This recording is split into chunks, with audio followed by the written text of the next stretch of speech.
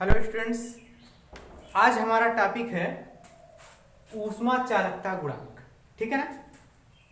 कक्षा 11 physics lesson 4 है द्रव्य के तापीय गुण में। हमारा नेक्स्ट टॉपिक है ऊष्मा चालकता गुणांक। ऊष्मा के बारे में पढ़े हैं, ठीक है ना।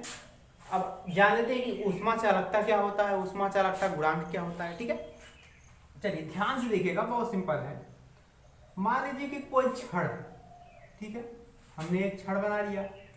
अब छड़ की कुछ न कुछ लंबाई होगी, तो मान लीजिए जो ये छड़ है, इस छड़ की लंबाई टोटली कितनी है, यल। ठीक है, माना यल लंबाई की एक छड़ है जिसके सिरों का क्षेत्रफल क्या है, ए है। जिसके सिरों का क्षेत्रफल ए है। ठीक है, अब इस छड़ का हमने कोई नाम दे दिया। मान लीजिए छड़ की लंबाई यल है और छड़ का नाम हमने दे दिया एक्स वाई दे दिया। ठीक है, तो कहेंगे क्या, माना यल लंबाई की एक छड़ एक्स वाई जिसके सिरों का क्षेत्रफल ए है, जिसमें ऊष्मा का प्रवाह एक्स सिरे से किधर होता है, वाई सिरे की ओर होता है।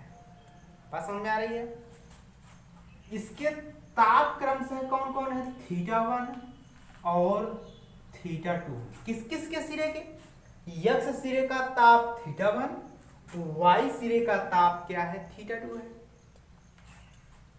इसलिए छड़ में जो ऊष्मा Q है वह निम्नलिखित बातों पर निर्भर करती है। अब किन किन बातों पर निर्भर करती है, इसको लिख लेते हैं। ठीक है, ध्यान से देखिएगा, जैसे बताया गया वैसे लिखा गया है। माना यल लंबाई की एक बेलनाकार छड़ या छड़ ही लिख सकते हैं एक्स वाई, जिसके सिरों का क्षेत्रफल ए है। छड़ में ऊष्मा प्रवाह किधर से किधर होता है, एक्स सिरे से वाई सिरे की ओर होता है, जिनके सिरों का ताप क्रमशः क्या है, θ1 और θ2। किसके सिरों का ताप, एक्स सिरे का ताप θ1 और वाई सिरे का ताप क्या है, θ2 है। अब इससे संबंधित जो छड़ है उसमें जो ऊष्मा है, छड़ में उत्पन्न ऊष्मा निम्नलिखित बातों पर निर्भर करती है। कौन कौन सी बातों पर निर्भर करती है, जो ऊष्मा है, ऊष्मा क्षेत्रफल के अनुक्रमानुपाती होती है, अनुक्रमानुपाती है। ठीक है ना। अब देखिए कौन किसके अनुक्रमानुपाती है, यानी कौन किस पर निर्भर कर रहा है, जो ऊष्मा है निम्नलिखित बातों पर निर्भर करती है। तो जो पहला पॉइंट आया है, जो ऊष्मा Q है, यह किसके अनुक्रमानुपाती है, क्षेत्रफल की, यानी छड़ में जो क्षेत्रफल है उसके क्या है, अनुक्रमानुपाती, यानी Q अनुक्रमानुपाती है। ये हम यहाँ पर लिख रहे हैं, Q अनुक्रमानुपाती किसके है, ये हमने पॉइंट फर्स्ट में।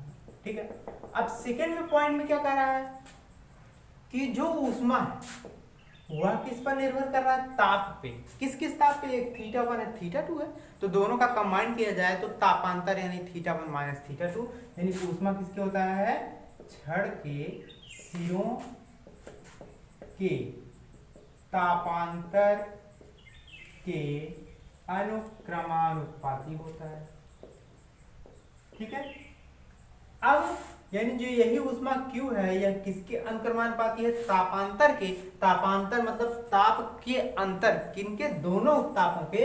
तो θ1 माइनस क्या होगा, θ2, दोनों के तापांतर के अनुक्रमानुपाती हो गया, हमने सेकंड मान लिया। ठीक है, चलिए थर्ड पॉइंट क्या आ रहा है, इसमें कुछ ना कुछ समय भी तो लगा होगा। जितनी ऊष्मा के हिसाब से जैसे जैसे ऊष्मा बढ़ेगी या घटेगी तो कुछ ना कुछ समय होगा, तो समय पर भी निर्भर करेगा।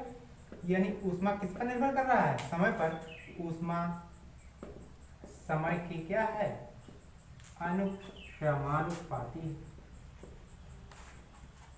यानी जो ऊष्मा Q है अनुक्रमानुपाती किसके हो गया। ठीक है, हमने इक्वेशन क्या मान लिया, थर्ड मान लिया। अब एक पॉइंट आपका और है, क्या बचा अभी, लंबाई आपका, यानी जो ऊष्मा है वह लंबाई के व्युत क्रमानुपाती। अब की बात देखिए उल्टा है, व्युत क्रमानुपाती होता है। ठीक है, यानी जो ऊष्मा Q है, हिंदी आप लोग देख लीजिएगा, वैसे बोल के लिख रहे हैं, जो Q है वह लंबाई के व्युत क्रमानुपाती यानी 1/n। जब अनुक्रमानुपाती आएगा तो सीधे रहेगा, व्युत क्रमानुपाती का नाम कहेगा तो वह बटे में आ जाएगा। ठीक है, इक्वेशन कौन सा हो गया आपका, फोर्थ हो गया। अब आप लोग ध्यान से देखिए सभी इक्वेशंस को, कौन कौन सी इक्वेशन देखना है आपको, समीकरण first comma second comma third and fourth को ध्यान से देखिए। क्या सबके बाएं पक्ष में क्यू सेम दिख रहा है, तो कहेंगे हाँ। क्यू यहाँ पर भी, यहाँ पर भी, यहाँ पर भी, तो क्यू को हमने एक बार लिख दिया। अनुक्रमानुपाती बचा क्या है, ए बचा है, इसके बाद θ1 माइनस θ2 बचा है, इसके बाद टी बचा है, और बटे में क्या है आपका यल बचा है। यहाँ तक कंप्लीट समझ में आया। देखिए यदि अनुक्रमानुपाती का चिन्ह हटाएंगे तो कोई ना कोई नियतांक तो आएगा ही।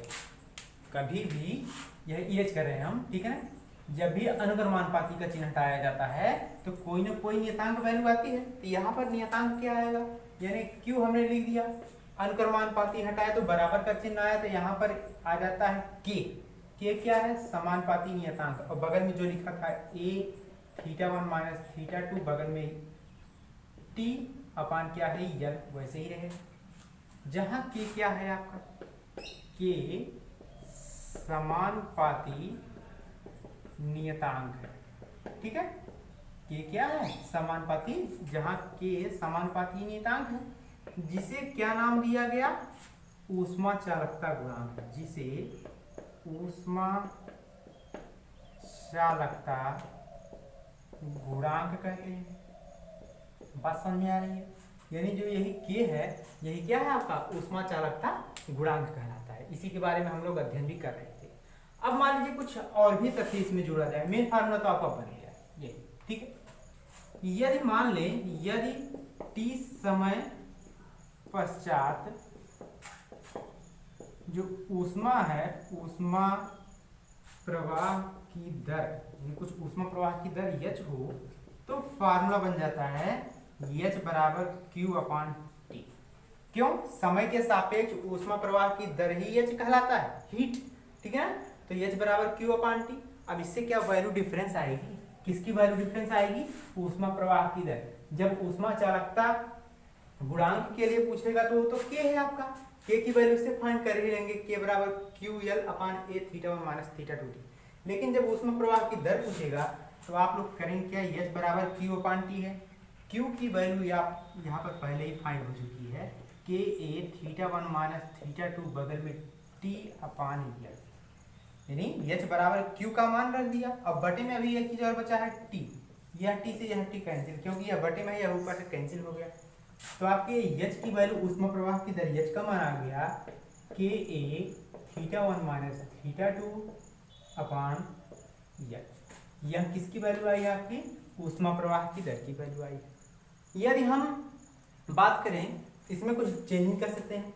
यल अगर इधर आया h के स्थान पे तो h यल के स्थान पे आएगा, ठीक है। यानी जो बटे में है वही गुणे में आएगा, जो गुणे में तो वह कहाँ चला आएगा, बटे में। यानी यल इधर आया और के ए इधर, बराबर क्या बचेगा, θ1 माइनस θ2 अपान क्या आ जाएगा आपका, h आ सकता है। यहाँ तक कंप्लीट समझ में आया आप लोगों को। अब यह जान लीजिए, जहां जो आपका है θ1 माइनस θ2 अपान h, यह किसके बराबर होता है पता है, R के। R क्या है, रेजिस्टेंस, प्रतिरोध, लेकिन कौन सा प्रतिरोध है, ऊष्मीय प्रतिरोध। जहां R क्या है आपका, ऊष्मीय प्रतिरोध है, ठीक है। अब एक चीज ध्यान से समझिएगा, जब ऊष्मीय प्रतिरोध की बात आएगी तो R बराबर θ1 माइनस θ2 अपान h है। थीटा क्या है, ताप है, h क्या है आपका ऊष्मा प्रवाह की दर है, R आपका ऊष्मीय प्रतिरोध हो ही गया। यल अपान के, यह बहुत बार पूछा जाता है कि यल अपान के, जब यह θ1 माइनस θ2 अपान h R के बराबर, तो R बराबर यह भी तो हो सकता है यल अपान के ए, ये भी तो हम कह सकते हैं, क्यों, ठीक है। तो यहाँ तक आप लोगों का पॉइंट कंप्लीट होता है। इसे अच्छे से अध्ययन करेंगे, जो भी टॉपिक समझ में नहीं आता है उसको बताया जाएगा। आज के लिए